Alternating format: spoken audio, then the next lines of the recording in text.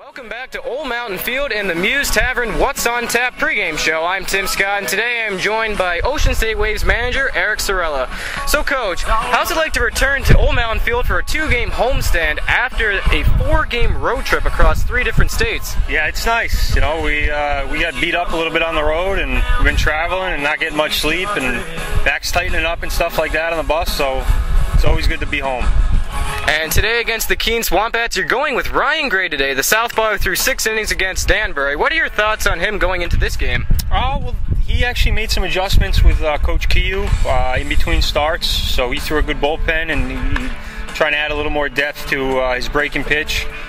He got away with throwing a lot of fastballs against Danbury, which, you know, he's not a flamethrower, but he's not soft by any means. He does a real good job of hiding the ball. So his 85, 88 might look 80, 86, 90 because it's hidden well.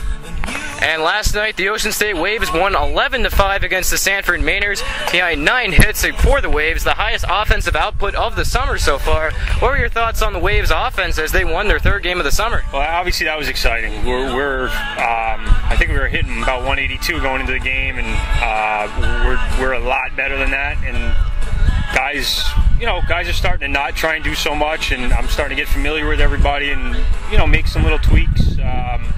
Alex King, for instance, has hit the ball well the last 3 days, and we just worked on a couple things with his load and getting on time. And Timmy Lynch obviously had a big bomb for us, but it was good to, especially coming back down 2-0 and having just a putrid first inning defensively, to really kind of put the game out of reach in the 3rd. And now the Waves come back for 1 game, then they go on the road 2 more, and then they come back on Saturday to face the Newport Gulls. What are going to be your goals to tell the team, especially down this tough stretch against contentious teams? Oh, I mean, we obviously have to start playing a little bit better against the top teams in our division. Those are the guys we're going to see in the playoffs, and if we can, as much as I love going to Cardines and playing, I'd rather have them over here because I think they're a different team.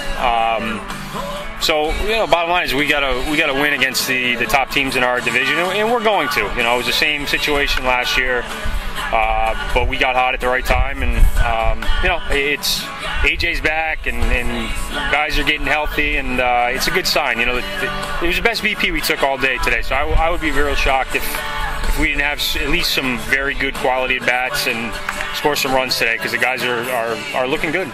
And you mentioned AJ Ramirez coming back today. What do you think he can contribute to the lineup, especially as you saw him last year? AJ, just with how he took BP today, was real exciting. And AJ, what he brings to the lineup is he really hits lefties well. He did it for us last year, but at the same time, he's a kid you can probably put in 5 or 6 different spots defensively, and it just gives your lineup some flexibility and gives you the ability to give some guys some days off. Thanks, Coach. And we're going to have a lot more coming up next here on the NECBL Broadcast Network.